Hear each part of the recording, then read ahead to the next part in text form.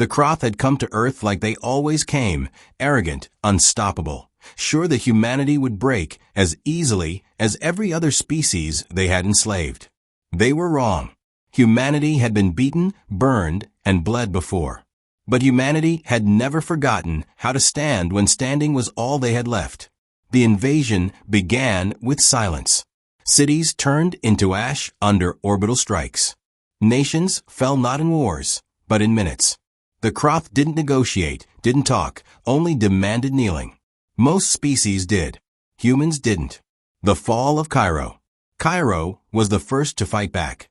Krath war machines descended, towering constructs of black steel that spat fire hot enough to carve glass from the desert sand. And yet, it wasn't armies that resisted first. It was the people. A boy with a rifle too big for his shoulder. A grandmother clutching Molotovs made from cooking oil. Men and women who knew they wouldn't live to see tomorrow, but fought like tomorrow mattered. Cairo burned, but it did not kneel.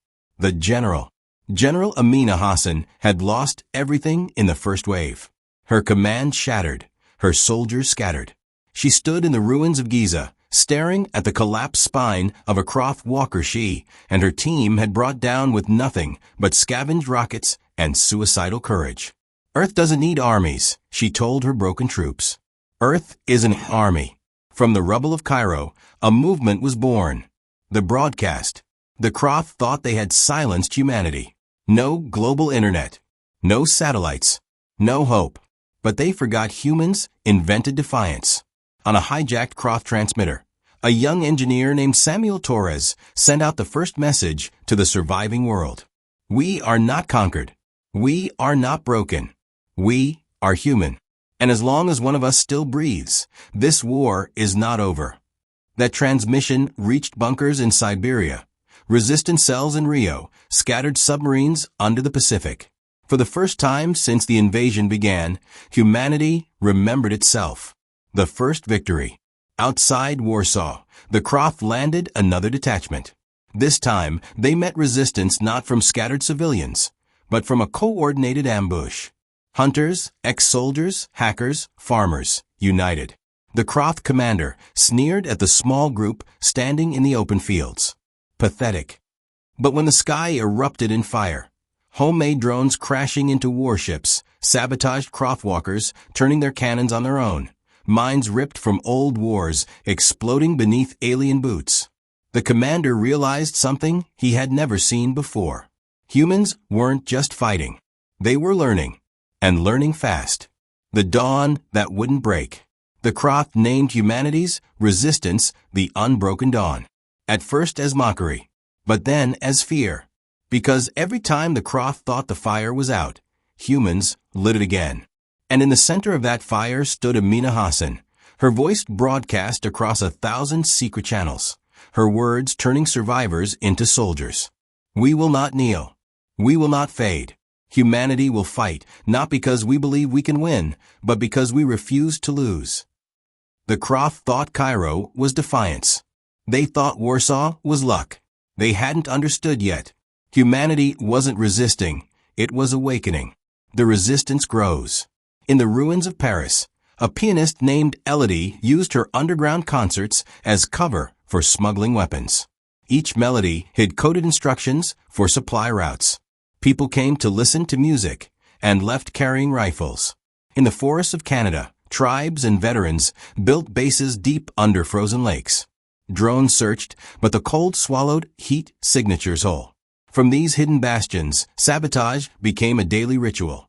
Fuel lines cut, convoys ambushed, patrols vanishing without trace. From the Andes to the Himalayas, villages once divided by centuries of borderlines now traded fighters, not goods. Humanity's old scars meant nothing compared to the wound carved by the Krath. The enemy's miscalculation. The Krath underestimated Earth.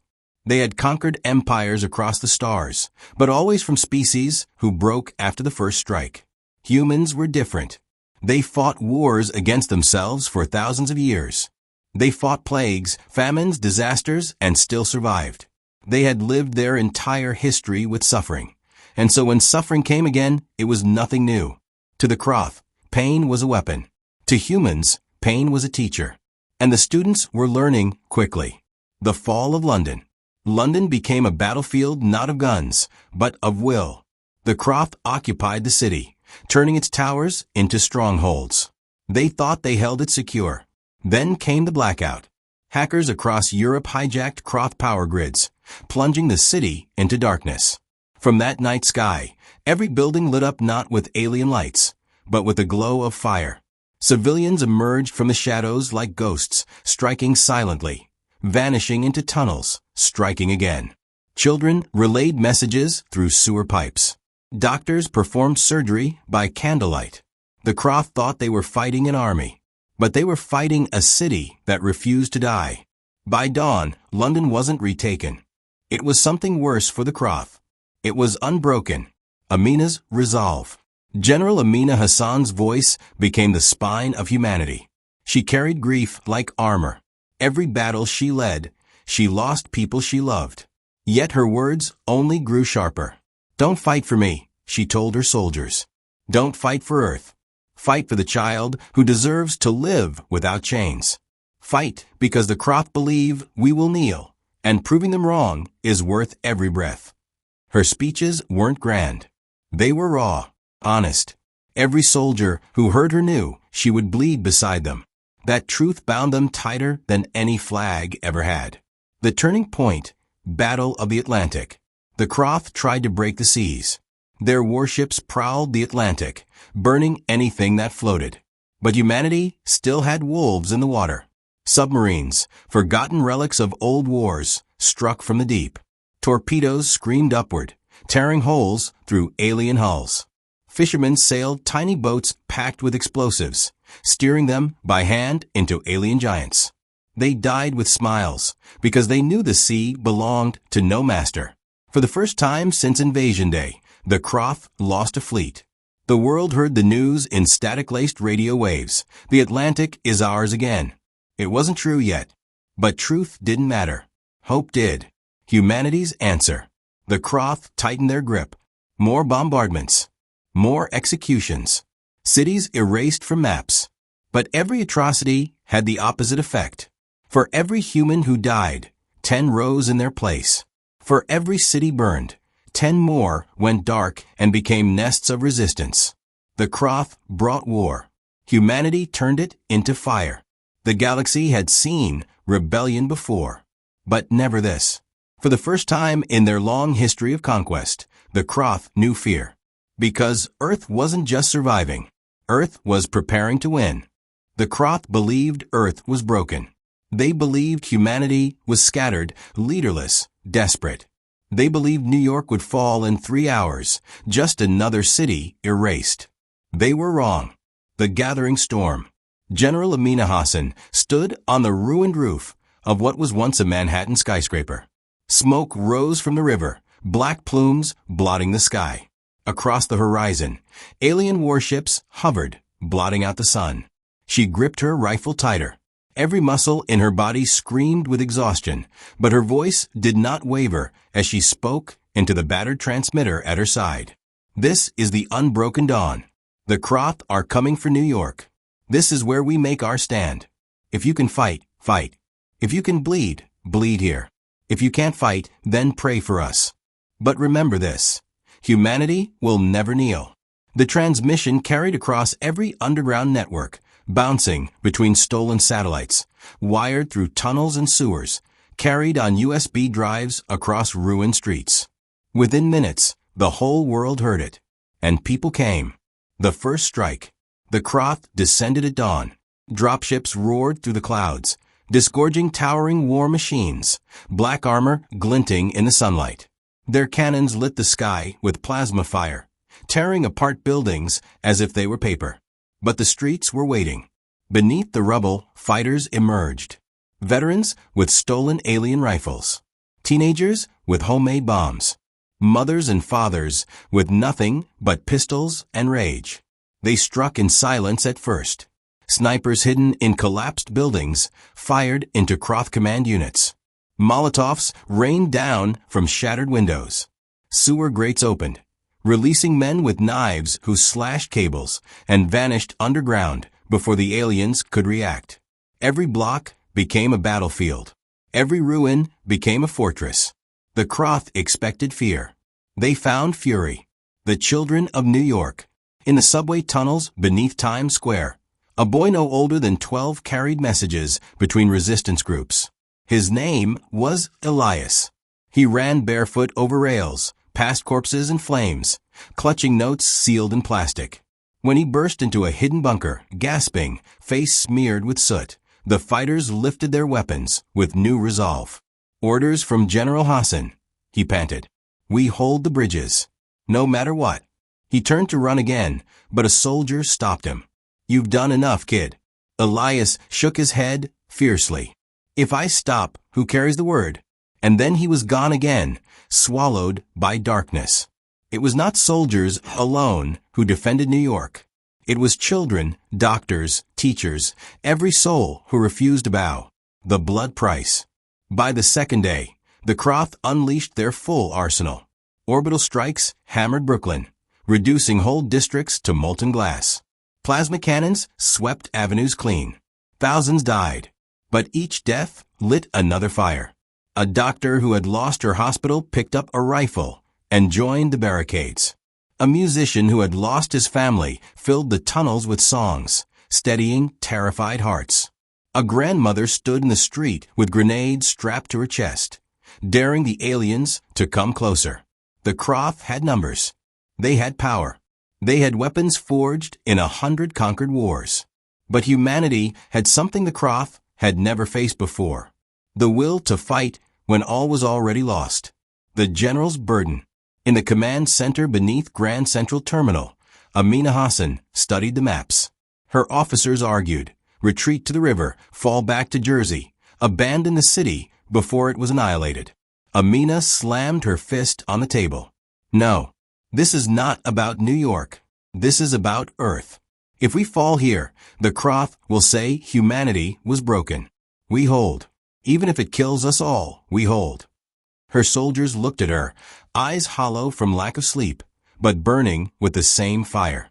One whispered, "For Cairo," another, "For Warsaw," another, "For Samuel Torres." They nodded as one. The order was given. They would not retreat. The third day. By the third dawn, New York was a hellscape. Skyscrapers were skeletons of fire. The Hudson boiled with wreckage. The air itself tasted of ash. And still, the city lived. Every street was barricaded with steel and corpses. Every rooftop bristled with snipers. Every sewer exploded with hidden mines. The Krath pressed harder and raged.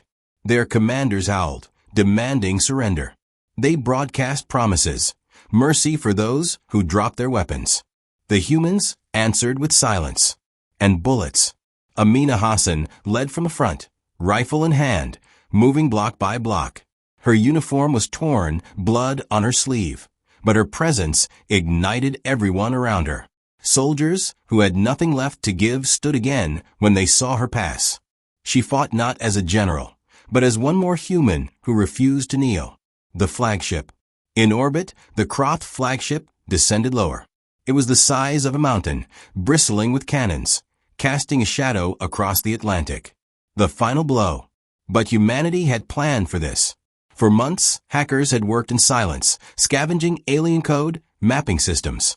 Engineers had torn apart captured Krath tech, wiring it into human machines with duct tape and desperation. Pilots had trained in simulators built from wreckage. Now the plan unfolded. A squadron of stolen Krath transports, piloted by humans, lifted from hidden hangars. They flew straight toward the flagship, broadcasting Krath identification codes. The enemy hesitated too late. At the same time, every hacker in every bunker unleashed their virus. Alien systems flickered, stuttered, and died. And then the human pilots rammed the transports into the flagship's heart. The sky split open. Fire cascaded across the heavens. The flagship, symbol of Krath domination, tore itself apart in orbit above Earth. The roar of Earth. When the wreckage fell into the ocean, humanity roared. From the barricades of New York, from the jungles of South America, from the deserts of Africa, from the mountains of Asia, everywhere, all at once, humanity shouted its defiance. It was not victory. The Krath still held cities. Their fleets still prowled the skies. But the myth was broken. The galaxy had seen it. The Krath could be killed. And worse, for the Krath, humans had killed them. The message. Amina stood in the ruins of Central Park, surrounded by survivors. Smoke rose behind her, but she lifted the battered transmitter one last time. Her voice carried not just to Earth, but through every channel the Krath had once used to enslave the stars. This is General Amina Hassan, of the Unbroken Dawn. To every world under Krath chains, they are not gods. They bleed. They burn. And when you stand against them, they fall. Humanity will not kneel. And neither should you. Rise. Fight. Live. We are the dawn that will never be broken. Her words spread like fire. Across the galaxy, species who had only ever known silence now whispered, then shouted, then screamed. The Krath had built their empire on fear. Humanity had given the galaxy hope. The legacy. New York was rubble. Millions were dead.